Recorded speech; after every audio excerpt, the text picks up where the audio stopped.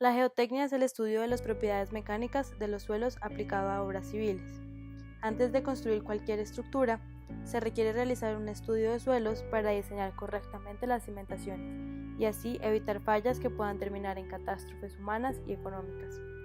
Una falla que debe ser estudiada es la de los silos de Transcona en Canadá. La estructura de concreto consistía en un depósito unido por un puente a una estructura adyacente que agrupaba 65 silos de 28 metros de alto y 4.4 metros de diámetro, donde se guardarían granos. Esta fue construida por la empresa Canadian Pacific Railway. El 18 de octubre de 1913, la parte de la estructura que se componía de silos empezó a inclinarse y solo en 24 horas quedó a 27 grados de la vertical, quedando un lado enterrado 9 metros y el otro levantado 1,5 metros. En el momento de la falla, los hilos estaban cargados al 87.5% de su capacidad total. Mientras se inclinaba la estructura, el suelo que estaba debajo de la parte que se estaba hundiendo se movió hacia el lado, lo cual caracteriza las fallas por capacidad portante, diferentes a los asentamientos. Cuando ocurre un asentamiento, el volumen del suelo cambia, porque se comprime, pero en las fallas por capacidad portante el volumen no cambia, por lo que el suelo busca una forma de acomodarse y por lo general se acumula al lado de la estructura que está sufriendo la falla.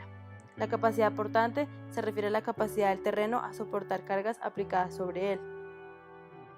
La inclinación de la estructura causó que el puente que la unía con el depósito colapsara. Sin embargo, el depósito no sufrió ningún daño, y aunque los silos quedaron parcialmente enterrados bajo tierra, no sufrieron daños mayores. Los suelos pueden estar compuestos de arcillas, limos, arenas, gravas, entre otras. En el caso de silos de Transcona, el terreno estaba compuesto principalmente de arcilla. Esta es una roca sedimentaria descompuesta constituida por agregados de silicatos de aluminio hidratados, procedentes de la descomposición de rocas que contienen feldespato, como el granito. Además, esta se caracteriza por adquirir plasticidad al ser mezclada con agua y por tener un tamaño de grano entre los 0,0039 milímetros y los 0,075 milímetros para fines de ingeniería. En general, el suelo falla por corte si la carga se aplica de modo que no ocurre un cambio en el volumen. Sin embargo, puede fallar por puncionamiento si existe un cambio de volumen al aplicarle la suficiente carga. Ahora bien, la arcilla es un material fácilmente deformable y con baja resistencia a las cargas, la cual falla por puncionamiento debido a que tiende a desplazarse hacia los lados.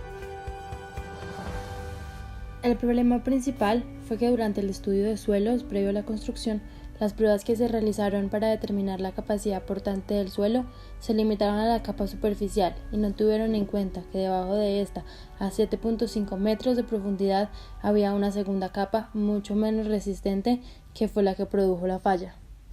De hecho, la capa más superficial presentaba una resistencia a la compresión de 108 kilopascales, mientras que la segunda tenía una resistencia de solo 62 kilopascales.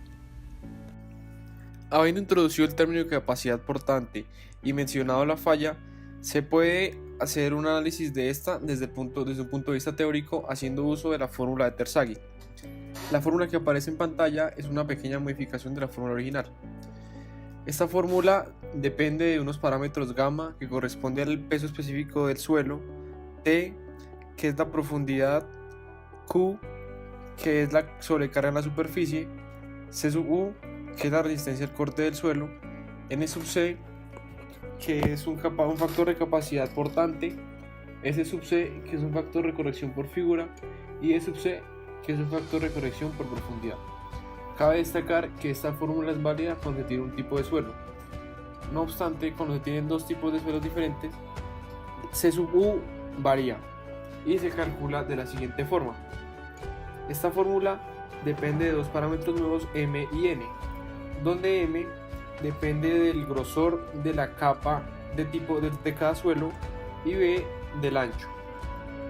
N es una razón entre las resistencias al corte de los dos tipos de suelo. Así pues, habiendo introducido las fórmulas, se pueden aplicar a nuestra falla. En primer lugar, hay que mostrar las características de la falla. Las características geométricas eran las siguientes. un ancho de 23,5 metros, un largo de 59,5 y una profundidad de 3,7 metros. Respecto al perfil de suelo, se tenía un grosor de capa de 6 metros, una resistencia al corte para el primer tipo de suelo de 54 kPa y una resistencia al corte para el segundo tipo de suelo de 31 kPa, y un peso específico para todo el suelo de 18,7 kN sobre metro cúbico. En lo que respecta a cargas, la sobrecarga en la superficie era 0, la resistencia máxima estimada era de 400 kPa, pero la resistencia al momento de la falla fue de 293 kPa. Con la fórmula anteriormente mencionada, se puede hacer un análisis de diferentes situaciones. En primer lugar, se tiene la capacidad estimada. Así pues, se reemplazan los valores del suelo anteriormente mencionados y se obtiene una resistencia última de 386 kPa.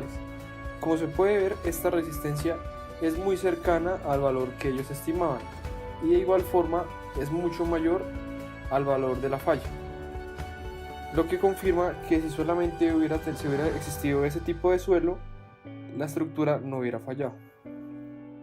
En segundo lugar, se puede hacer un análisis conservador haciendo uso solamente del suelo más blando, es decir, el que tiene una resistencia al corte de 31 kPa. Reemplazando la ecuación, se tiene una resistencia última de 251 kPa. Este valor, como se puede ver, es menor al de la falla. Así que habiendo utilizado un análisis más conservador con el tipo de suelo más blando, se hubiera evitado la falla. En tercer lugar, se puede hacer una aproximación sabiendo que existen dos tipos de suelo. Así pues, en pantalla se puede ver los valores de M y de N y la resistencia al corte de los dos suelos.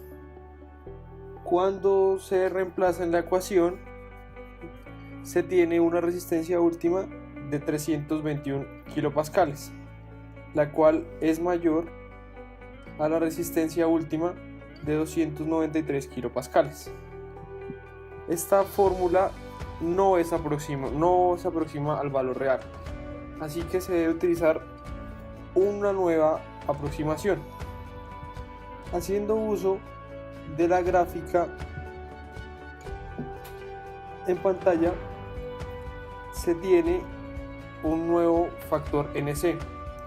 Si este factor se ingresa a la ecuación haciendo uso de la resistencia al corte calculada anteriormente, se tiene una resistencia última de 297 kPa, la cual es muy cercana al valor real de 293 kPa. No obstante, se debe mencionar que estas fórmulas fueron mencionadas alrededor de 40 a 50 años después de la falla del proyecto, lo que significa que en ese entonces el estudio de los suelos estaba muy pobre y no se tenía gran conocimiento sobre el comportamiento de estos. En esta maqueta a escala demostraremos el mecanismo de falla de la teoría de capacidad portante de Terzaghi, donde veremos la zona de falla bajo la cimentación. Como podemos ver, estos dos soportes servirán para limitar el desplazamiento del terreno, para que se vea natural y la carga se ejercida de forma vertical. Además, las figuras oscuras representarán las cargas y las figuras claras representarán los suelos. Las capas más profundas se reemplazarán por estos dos elementos verticales. El hilo que vemos acá nos ayudará a comparar el nivel inicial del suelo con el nivel que éste tendrá una vez agregadas las cargas. Ahora veremos el ensayo.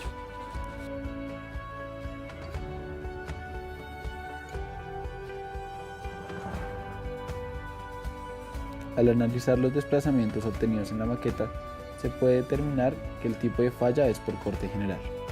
Es importante mencionar que, al igual que en los hilos de Trascona, se está suponiendo que la cimentación tiene un ancho determinado y que está soportada por un suelo denso o cohesivo firme. La carga que soporta dicho suelo fue incrementada de manera gradual al llenar los hilos con los granos. Lo anterior aumentó el asentamiento llegando al punto en el cual la carga por unidad de área es igual a la capacidad de carga última, En ese momento ocurrió entonces una falla repentina en el suelo. Esta falla es llamada falla por corte general y se presenta en arenas densas y arcillas rígidas, tales como en Transcona. La principal característica de esta falla es una superficie de falla continua que comienza en el borde de la cimentación y llega a la superficie del terreno. Es una falla evidenciada en la maqueta. Por último, es importante mencionar que es una falla frágil y súbita, llegando al punto de ser catastrófica si la estructura no permite rotación de las zapatas, lo cual ocurrió en los silos de Transcona. Puede correr una cierta inclinación visible de la cimentación, lo que provoca hinchamiento del suelo a los lados hasta llegar al colapso final presentado en un solo lado de la estructura. Con respecto a cómo solucionaron el problema, lo primero que hicieron fue vaciar los contenedores para salvar los granos y aliviar el peso extra que estos generaban. Después, The Foundation Company de Vancouver reforzó la cimentación del depósito por el temor de que le sucediera lo mismo. Y una vez el depósito estuvo seguro, esta compañía creó un plan para salvar los silos. El primer plan fue cavar bajo la parte de la estructura que estaba más arriba y enderezarla. El problema era que iba a quedar en parte bajo tierra, por lo que decidieron enderezar la estructura mientras la elevaban. Esto lo hicieron inclinando la estructura aproximadamente 10 grados, tomando como eje de rotación el lado más profundo. Después, cambiaron el eje de rotación a un punto en el centro de la base y la inclinaron otros 10 grados, mientras levantaban la parte más enterrada de la estructura con gatos hidráulicos. Y por último, pusieron el eje de rotación en el lado más arriba y terminaron de enderezar la estructura poniéndola casi al nivel original, pues les faltaron 3 metros que solucionaron excavando alrededor de la estructura.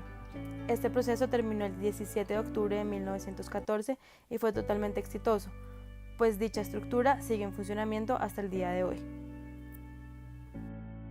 Las lecciones que esta falla deja son varias. La primera es que es de vital importancia realizar un estudio de suelos adecuado para el tamaño de la estructura. Por otra parte, también se podría haber diseñado la estructura menos alta y así reducir el momento. Con respecto a las alternativas para enderezar la estructura, aparte de la mencionada anteriormente, se podría aplicar carga en el lado más alto de la estructura para nivelarla. Este método fue usado en la Torre de Pisa. O también se podría drenar el suelo para disminuir su volumen.